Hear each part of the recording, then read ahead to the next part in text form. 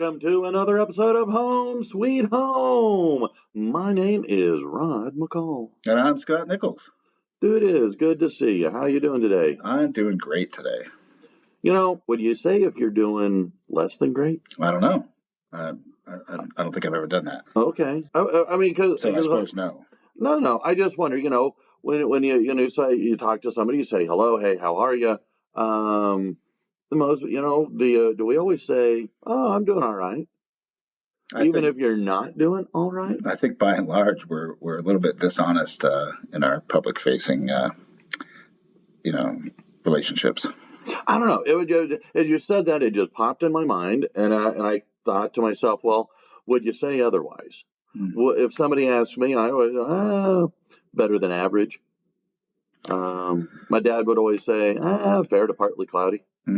Is the other person expecting anything other than great? Well, I don't know, because how would you respond? Because do we sometimes? I don't know. I'm going off on a tangent. I'm sorry. It just, as you said that, it got me thinking. But Sure. Anyway, well, the weather's nice outside. It's sunshiny. I always say good things happen on sunshiny days. Did you? And so, in fact, when I was coming up here to meet you in our broadcast studio, I swear I got an opportunity to test my patience, as I think I was hitting about every red light possible. Yeah, that's what you texted me.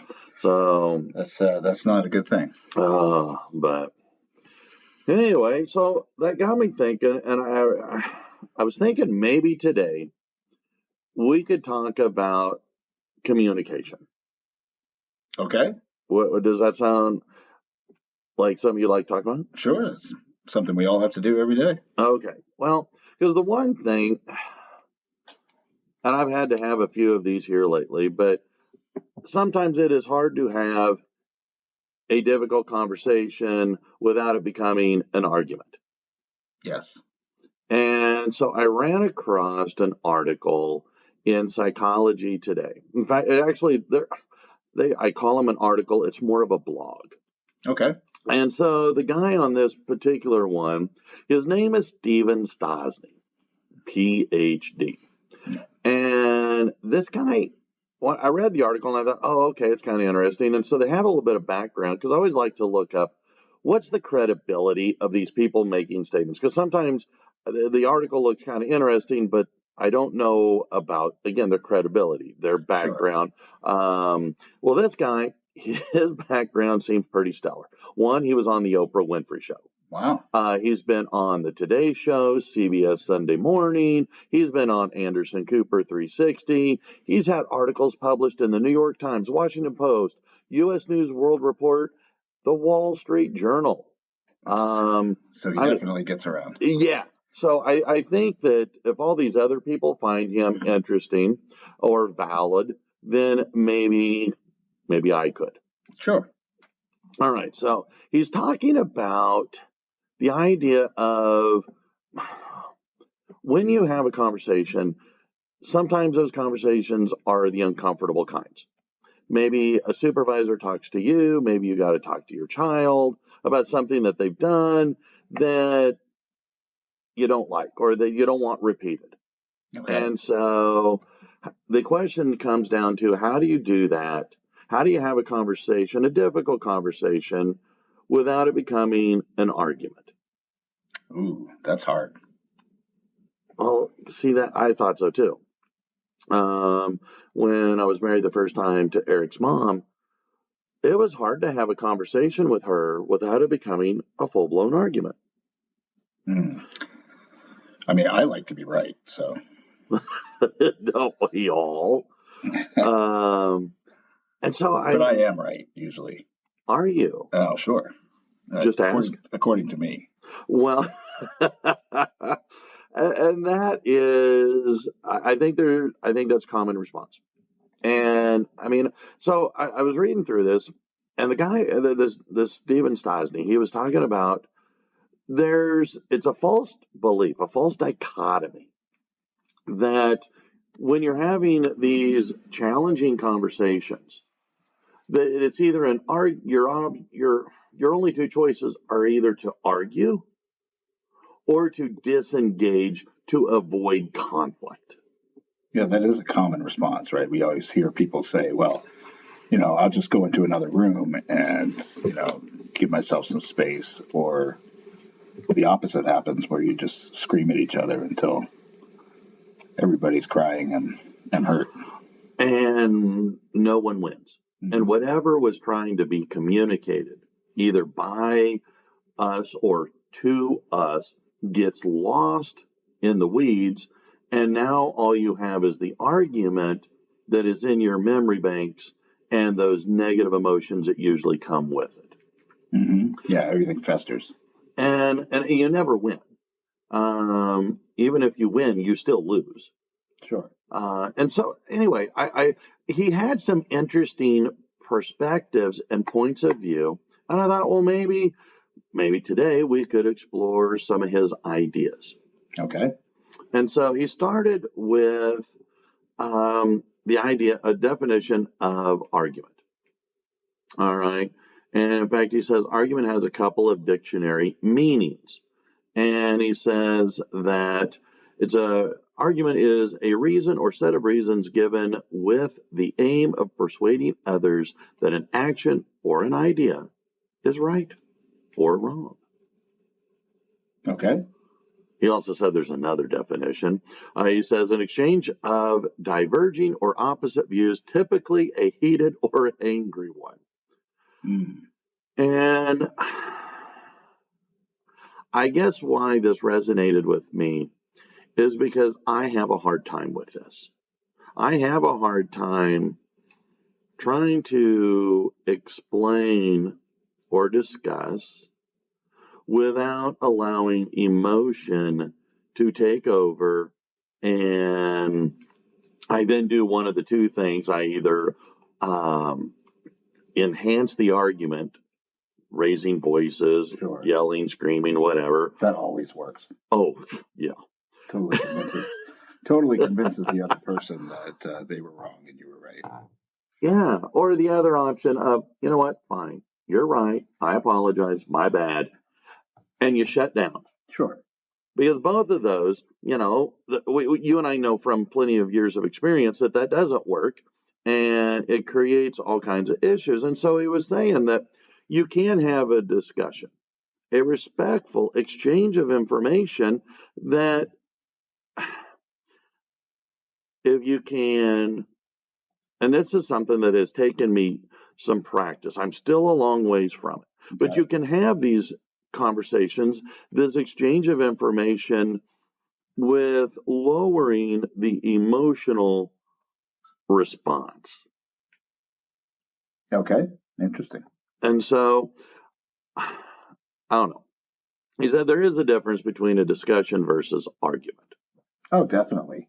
You say that you struggle with this. I mean, obviously, I struggle with this. Probably everybody listening struggles with this at some point, right? We all like to argue. In fact, I feel like we live in a society that seems to be all we want to do. That seems to be mostly what social media is for. Yeah. We have TV shows that argue about all kinds of issues. Mm-hmm. There's lots of arguing and lots of finger pointing and lots of I'm right, you're wrong, kind of in our society. And I think that it's becoming a huge part of our culture, apparently. And of course, that's going to trickle down into relationships. I mean, we want to be right. I mean, ultimately, we are selfish beings, right? We want to be right. Mm-hmm. And we want other people to recognize that we are right, even if we're wrong.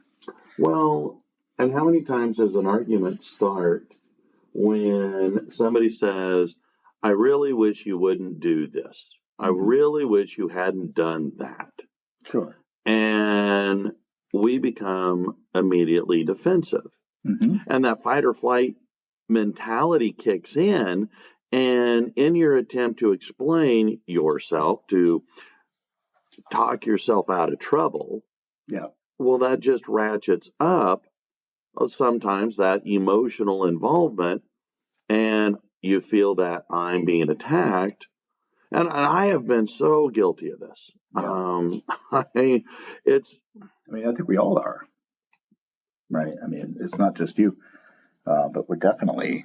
I mean, I've got 31 years of marriage, yeah, and I think our kids have seen maybe 4 arguments between us over that whole time. I've had more arguments with my kids probably than I have with my wife, but our marriage hasn't been without arguments. They don't typically end up in yelling matches or, yeah, certainly any kind of other kinds of things that might happen during an argument. But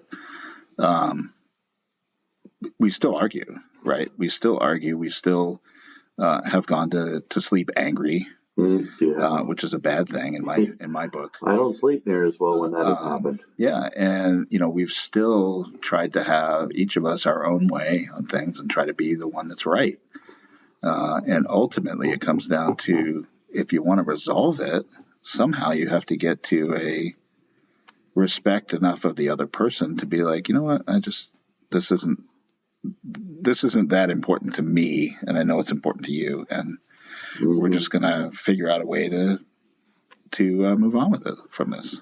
Well, one of the things that this Dr. Stosny says is that an argument is coercive attempt to be acknowledged as right or smart or maybe even just sensitive. But you're trying to refute. He says you're trying to refute the other side because, again, you're feeling this idea of, well, you're being attacked for something that you did or said. And usually the tone, and I have been told so many times, it's not what you say, McCall, it's how you say it. And the tone can be meant to undermine, the person that you're talking with. Because in a discussion, we're trying to inform. Right. We're trying to maybe understand, or maybe even, God forbid, reconcile difference of opinions. All right, but in an argument, we don't. And when we move from discussion to argument, well, now we're trying to maybe invalidate the other person's feelings. Right. Maybe undermine their perspectives or points of view, and tear them down and lift yourself up. And you wind up with you're just wrong. and I even find myself, and I know better, and I know ways.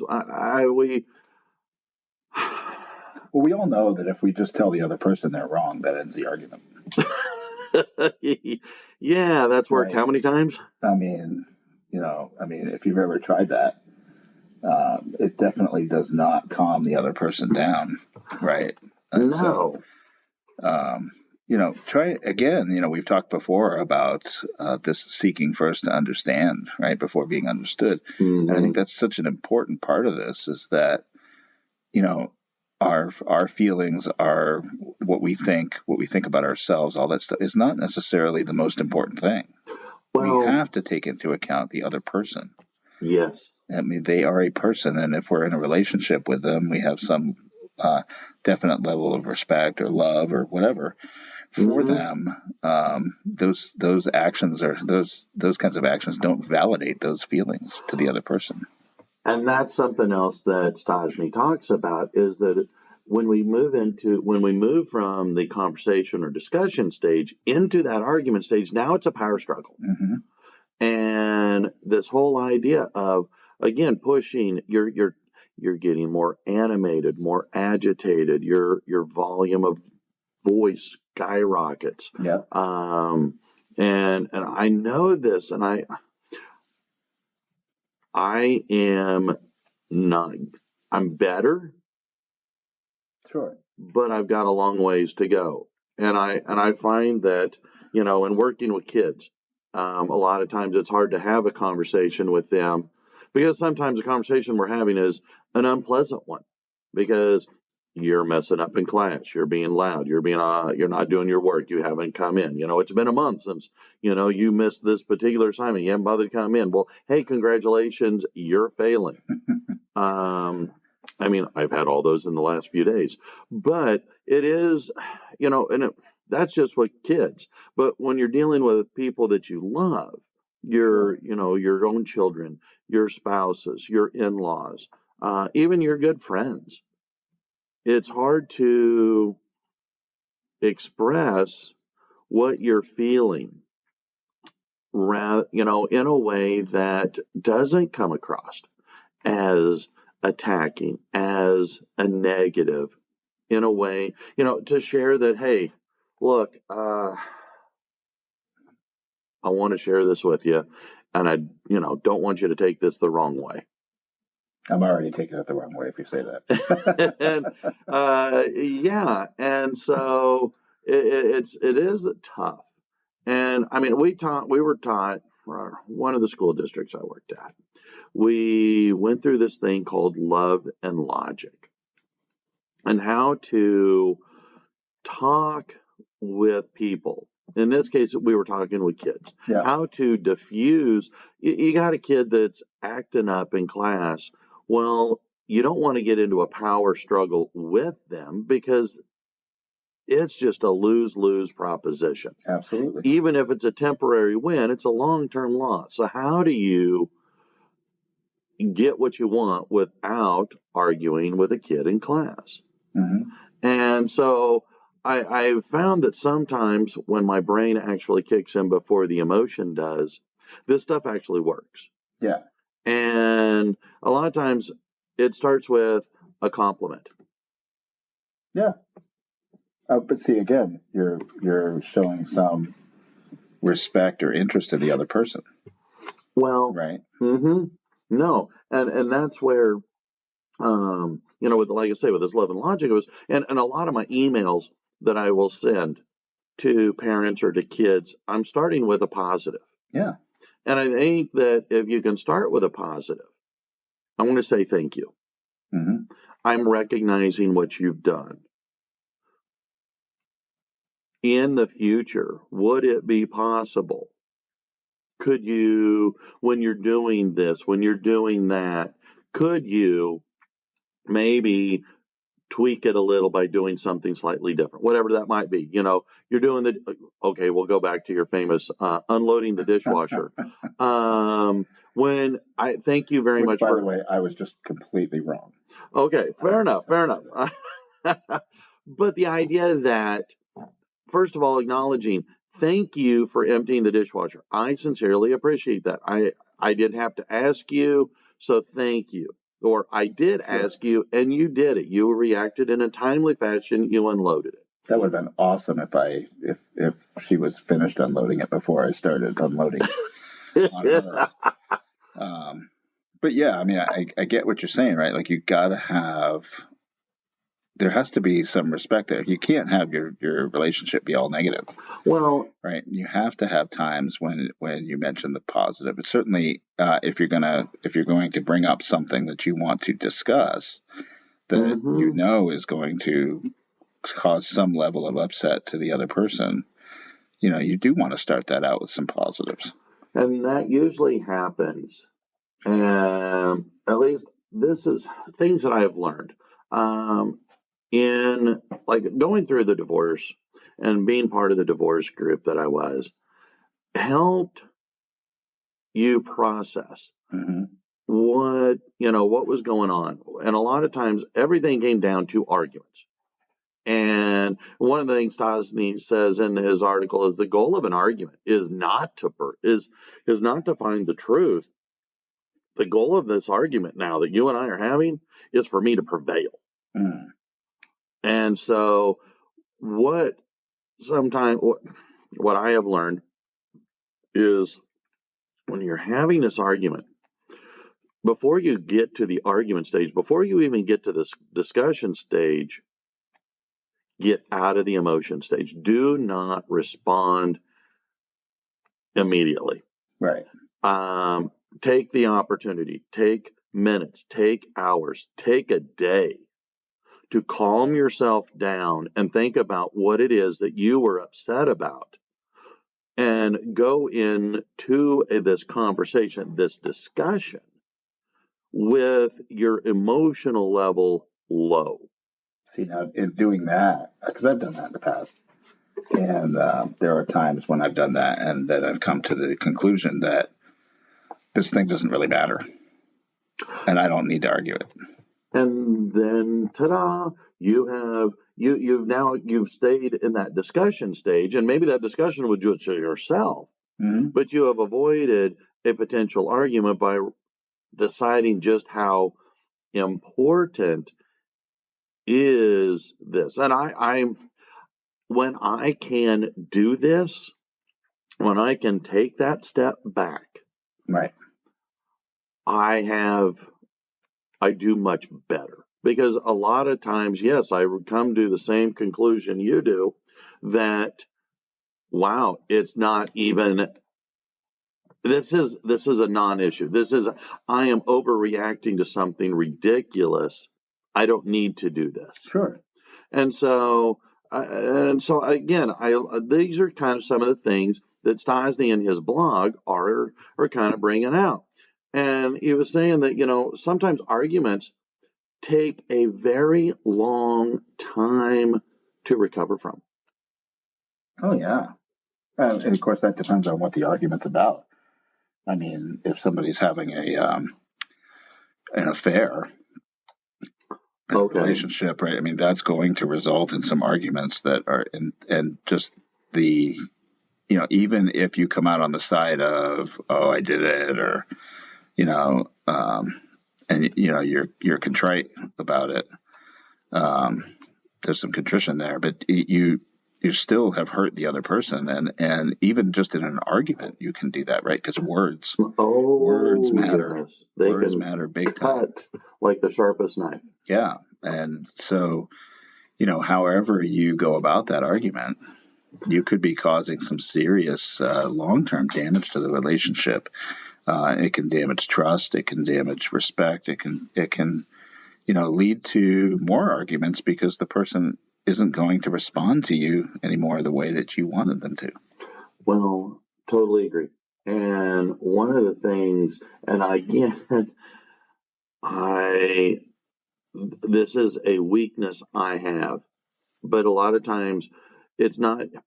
What did I read? There's nothing more wicked or nothing more sharp than a wicked tongue. But it's not just the words that you say, it's also your nonverbal, your body language, your facial expressions. And even sometimes you're not, even a sarcastic comment. Right. And I've been told many times that my sarcasm is just downright mean. It's not funny. Well, I think so. Of course, the sarcasm itself, I mean, I've experienced that as well, right? Part of the meanness of sarcasm is how the person's receiving it. Maybe they don't like sarcasm all that much. Maybe it's a hard thing for them to take, and so it's not something that can really be used in that relationship. Sometimes we think sarcasm is lighthearted. Well, because in our mind we're trying to be funny in our attack, which is, I think, maybe the point of sarcasm. And if you're in a defensive mode, that sarcasm, no matter how funny the attempt to be on our end, the reception of that is the opposite, having the opposite effect. And, again, he's talking about that there's a long recovery period where now you have to go in and there has to be true apologies, because if there's not true apologies, then now you've got a long period of time of sulking, of chilly behavior, short-quipped responses to questions, right, avoidance, all kinds of issues that fester and build towards another impending argument that only continues to destroy the relationship, because that love and trust, right, well, now that love and trust is being expended in this argument to try to gain the upper hand. And you're mentioning sharp words too, right? Like sharp tongue and the words that we use. I mean, I think there's some words that, and if anybody did a search on social media, they'd probably find all kinds of memes about these things, right? But there's words that we use in arguments that are just not helpful, right? Like, it's your fault. You shouldn't have done this, or calm down. Oh, we did a podcast of these kinds of things, certain kinds of words. Right. Yes. Those are not helpful because they're not respectful of the other person. They lead to that more absolute of I'm right, you're wrong. You can't do anything right. Listen to me. Mm-hmm. And you're almost taking away that person's individuality at that point. Like, they are who they are, and if you're in a relationship with them, you chose to be with them for a reason, right? Because you like them, you relate to them, you have that bond. You got to work it out, and we have to recognize that we all have issues, and so we need to work some things out too, and not just the other person. Two things that he adds near the end of his article. Stosny says that a disagreement feels like a rejection. Absolutely. He also, and I totally get that. And I feel like, well, you're attacking me, you're rejecting me. Mm-hmm. And so now I'm going to respond. Again, that fight or flight mindset kicks in. He also says that once this discussion moves into that argument stage, there is this expectation of disrespect. And I can say from lots of experience, I hate being disrespected. Mm-hmm. Even that feeling of slight or disrespect hurts immensely. Yeah. And so I thought that really put a different outlook on what's going on when you have an argument, and how to try and stay more calm, and how to de-escalate a situation. And if it's, I guess one of those things to remember right out the gate is choose your time. Choose the time when you're having this conversation. Sure. Try and pick a time when the person that you are wanting to have the discussion with is kind of open and receptive to, they're not distracted. They're not already agitated about something else. And so pick your time.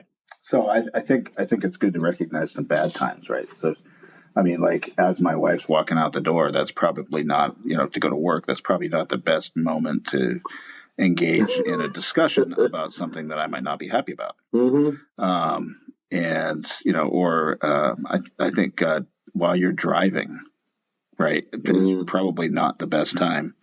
Especially if you're getting the driver upset, right? Because then the foot starts going down, and probably going to be all kinds of other potential issues, right? Getting pulled over by the police, and you're having an argument. I think we always do it at Thanksgiving, but probably not the best time, right? Like, we probably should just enjoy the turkey and the football games, or whatever. I mean. Birthdays, family celebrations. I mean, we can keep this stuff private. I mentioned that I've been married 31 years. My kids have probably seen 4 arguments in their whole life that we've had. And that's not to say we haven't argued. That's just to say we didn't do it in public.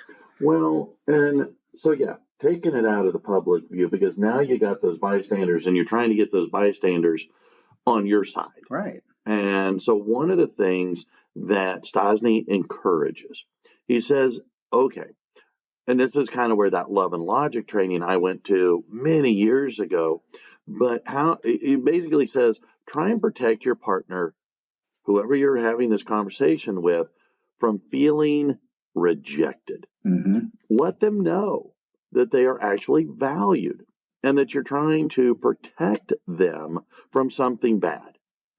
And so, again, that's where that starting with a positive, build them up a little bit, so that way, well, oh, okay, gotcha.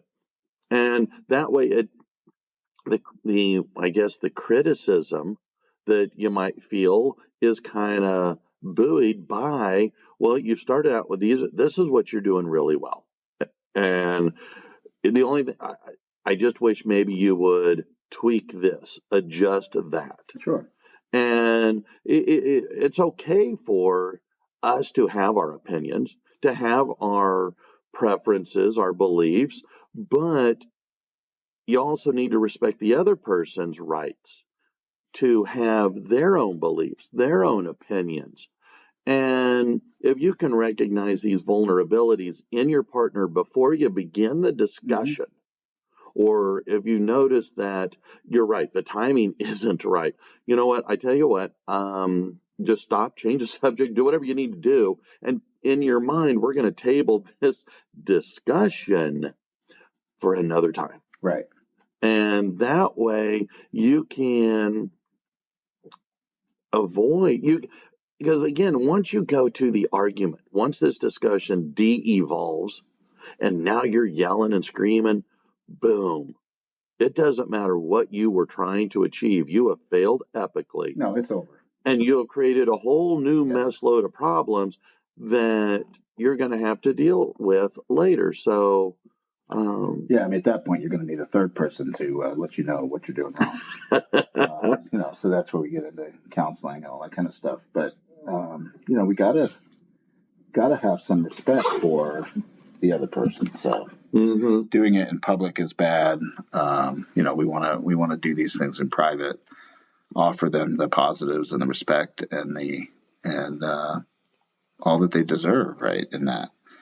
So, coming at it from while you're calm, this whole time I'm thinking about, that old saying, like you have two ears and one mouth for a reason. Yeah. Right. I mean, got to listen more than you speak, because listening doesn't hurt. No. Speaking will hurt the other person potentially. So you got to be careful, right? That's all about just being careful with your words, careful what you say, process some things before you speak. My wife's really good at that, by the way. In fact, she's so good at it. I could sit there for 10 minutes and be like, what the heck are you thinking? I mean, you got to speak some, right? So, and so, it's just, she does a lot of processing and thinking, and maybe that might be too much, right? Maybe you got to speak a little bit more, but, it's just about respect. Well, I want to end because I know we're coming up on our time frame here. Yeah, we got a few minutes. Okay. So he ends, or at the end of his article, he talks about the most potent way to free a relationship from the grip of a power struggle is for each partner to regulate their core value internally. I think basically take a temperature check of what are you trying to do? And as you were saying before, just how important is this? Am I knee-jerk reaction, or am I knee-jerk reacting to something?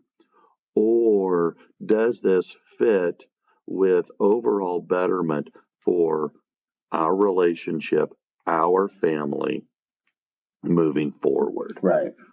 And if you can do that, then, and make sure you show value, because he says one of the ways that arguments turn, or discussions turn,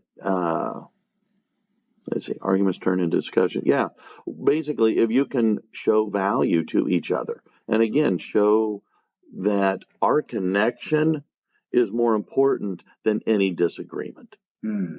So that way, again, look, I'm not here to argue with you. Okay, you know what? I tell you what, we're going to hold on. Okay. And step back, de-escalate. Don't instigate. And so if they respond negatively, okay, fair enough. Hold on. Oh, we don't want to just say calm down? Well, you could, but that might be an escalation rather than a de-escalation. Sure, exactly. And so it's that's where I think the value of yourself taking time to assess, calm down, and think about, okay, what is it that I'm upset with? What do I really want them to learn of why I'm feeling the way I'm feeling? And when you have time to calm yourself down, you're likely to engage in more of a discussion with respect than an argument that leads to disrespect and a power struggle. Yeah. And I think that's important, right? You mentioned feelings there for a minute, that, it's okay to come into the discussion saying, when this happens, I feel this is how it makes me feel, right? Mm-hmm. It's okay to have your feelings there, because that might hit their core values. Like they probably didn't intend for you to feel that way, Mm-hmm. right? When whatever they did, Because I don't think it was their intention to piss you off. So it's letting those feelings out and actually articulating them in a helpful way is what's important, and that gets back to the respect for the other person. Mm-hmm. I love that you did these 3 things, and that makes me feel really really good and appreciated and whatever. Mm-hmm.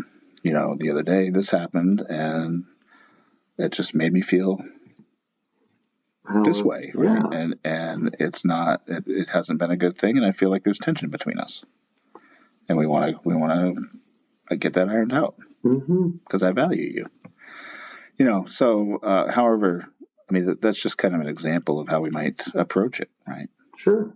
Rather than, hey, don't treat me that way. Yeah. Calm down. Right. No. Yes. So again, it all comes down to, and that's why I don't know. I like this article or his blog. I shouldn't Right. call it an article. It is a blog, but I can see why Stephen Stosny, PhD, is so well respected, because it's valid. And I think a lot of times we know this stuff, but we don't always remember Right. this stuff. And it's good to go over it and over it and over it. And I hope that listeners out there, I know that you and I talk about this and we take this to heart, but I hope that listeners will hear this and think, how can I approach my arguments differently? Yeah. How can I make them more of a discussion that's productive rather than an argument that's destructive? Absolutely. Is that it? That's all I got. I mean, stick a fork in me, I'm done. Well, I appreciate the way you've done that. So. Well, thank you. And I appreciate, your comments of support, and, you validated me, showed me a healthy amount of respect. You know what? Thank you. You're welcome. And with that, I think we're all out of time. All right. Well, then until next time, I'm Rod. And I'm Scott. See ya. Bye-bye.